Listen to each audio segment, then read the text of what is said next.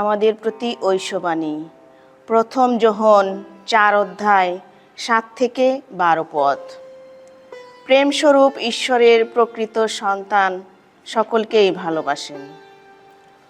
প্রীতিভাজনেরা, এসো আমরা পরস্পরকে ভালোবাসি, কারণ ভালোবাসা ঈশ্বরের কাছ থেকেই আসে। যে কেউ ভালোবাসে সে পরমেশ্বরের সন্তান, সে পরমেশ্বরকে জানে।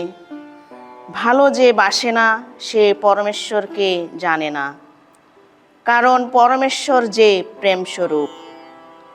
আমাদের প্রতি পরমেশ্বরের ভালোবাসা এতেই প্রকাশিত হয়েছে যে তিনি তার একমাত্র পুত্রকে এই জগতে পাঠিয়েছিলেন, যাতে তার দ্বারাই আমরা জীবন লাভ করি। এই তো সেই ভালোবাসার মূল কথা। আমরা যে পরমেশ্বরকে ভালোবেসেছিলাম তা নয়, তিনি আমাদের ভালোবাসলেন আর তার আপন পুত্রকে আমাদের পাপের প্রায়শ্চিত্ত বলি হওয়ার জন্যেই পাঠালেন। প্রীতিভাজনেরা, পরমেশ্বর যদি আমাদের এমনিভাবেই ভালোবাসে থাকেন, তাহলে আমাদেরও উচিত পরমেশ্বরকে ভালোবাসা।